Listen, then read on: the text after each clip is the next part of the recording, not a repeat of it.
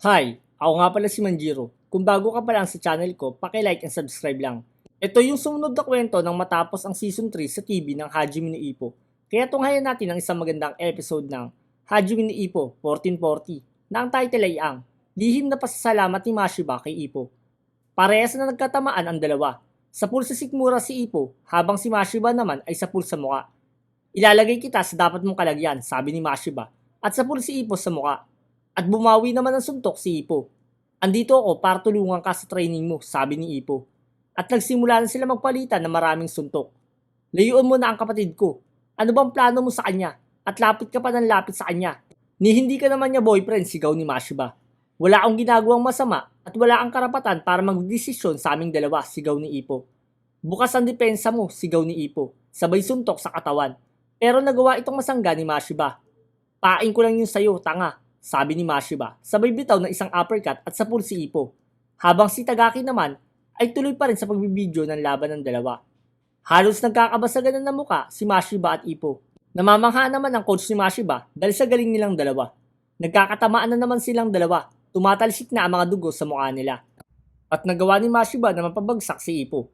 Tapos na ako, ayaw ko na, sabi ni Ippo. Tapos ka na talagang hayop ka, sabi ni Mashiba. Nagawa niya, sigaw ng mga tao. Nanalo si Mashiba at tuwan-tuwa ang mga tao sa loob ng gym. Ano ba tong mga taong to? Sparring lang naman to sa isip ni Tagaki. Ang ganda ng naging laban niyo giting sabi ng coach ni Mashiba. Ano kaya kung araw-araw natin siyang papuntahin dito para mainsayo ka, sabi ng coach niya. Hindi mangyayari yun. Nakita mong napabagsak ko siya. Ni hindi na nga niya magawang gumalaw pa, sabi ni Mashiba, na puro dugo ang bibig niya habang nagsasalita. At nagulat si Mashiba nung tingnan niya ang bagsak na katawan ni Ippo. Kaya pala siya nagulat ay nakatayo na pala ito at mukhang tinuturuan niya ang mga taong nakasparing ni Mashiba sa gym. Kayo yung araw-araw niya nakakasparing, hindi ba? Nakita niyo naman siguro kung paano ko ginawa yung laban namin ni Mashiba. Kayo na ang bahala mag-training sa kanya. Ang importante, dapat makapasok kayo sa loob ng range ni Mashiba at lagi niyong iikot ang katawan niyo para mapagbigay kayo ng malakas na suntok, sabi ni Ippo. Nagulat si Mashiba at yung coach niya dahil nag-aasikaso na para umalis si Ippo at nangingiti pa ito sa kanila. Uuwi na kami. Gawin mo ang lahat na makakaya mo sa laban. Good luck sa'yo, sabi ni Ippo. Nagawa mong tumagal sa kanya ng 7 rounds, sabi ni Tagaki kay Ippo. Oo nga, pero sobrang dami namang body blow ang tumama sa akin. Ang sakit tuloy ng katawan ko, sabi ni Ippo. Maraming salamat sa lahat, sabi ni Tagaki. At lumabas na sila ni Ippo sa gym nila Mashiba. Yung tatag niya sa laban, yung bilis makarecover ng katawan niya sa laban. Tingin ko, patuloy pa rin siya nagte-training kahit retiro na siya. Sa tingin ko, higit na mas malakas pa siya ngayon kaysa nung active pa siya bilang boksingero, sabi ng coach ni Mashiba. At biglang tumalikod si Mashiba at lalabas na rin ng gym nila. At biglang tinawag ni Mashiba si Ippo. Napalingon si Ippo sa pagtawag sa kanya. Wala naman sinabi si Mashiba, kung hindi, tiningnan lang niya ito ng masama. At nagkatinginan lang silang dalawa. Lumayas ka na dito, baliw, sabi ni Mashiba. At biglang tumalikod ito. Napangiti na lang si Tagaki at Ippo. Gawin mo ang lahat na makakaya mo para maging isang world champion, sigaw ng dalawa. Pagpasok ni Mashiba ng gym, lumapit agad siya sa sandbag at sinuntok niya ito ng malakas. Bakit hindi mo magawang magpasalamat sa kanya sa isip ni Tagaki at ng coach niya? Pag uwi ni Ippo ng bahay, ay biglang napasigaw ang mama niya dahil sa basag na mukha ni Ippo. Ano nangyayari sa mukha mo? Pag-aalalang tanong sa kanya ng mama niya. Kailangan mo maggamot agad, sabi ng mama niya. At biglang may naisip yung mama ni Ippo. Alam ko na, tatawagan ko si Kumi, sabi ng mama niya.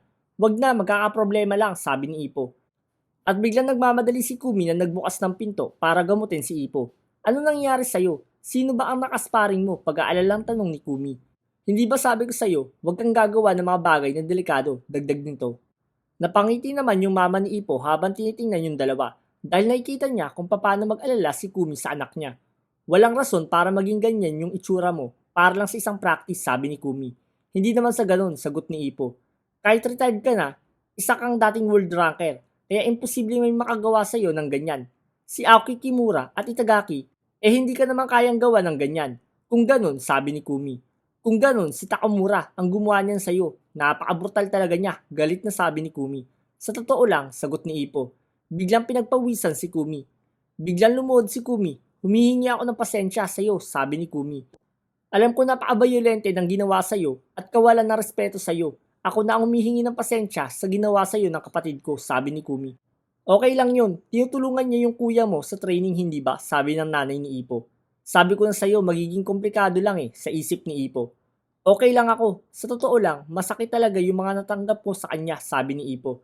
Pasensya na talaga, sabi ni Kumi. Ang ibig kong sabihin, masakit talaga yung mga natanggap ko sa kanya, pero masasabi kong ibang klase talaga siya, ang lakas niya, sabi ni Ipo. Naiisip ko tuloy, siguradong siya na yung tipong taong kaya maging isang world champion, sabi ni Ipo. Talaga ba? Sagot ni Kumi. Congratulations Kumi. Alam kong hindi pa siya talagang world champion. Pero yung mga body shot niya na binigay niya sa akin, talagang ibang klase, sabi ni Ipo. Pasensya na talaga, sabi ni Kumi. Habang si Itagaki naman, tinitingnan naman niya yung picture na nakuhanan niya sa sparring ni Ipo at Mashiba.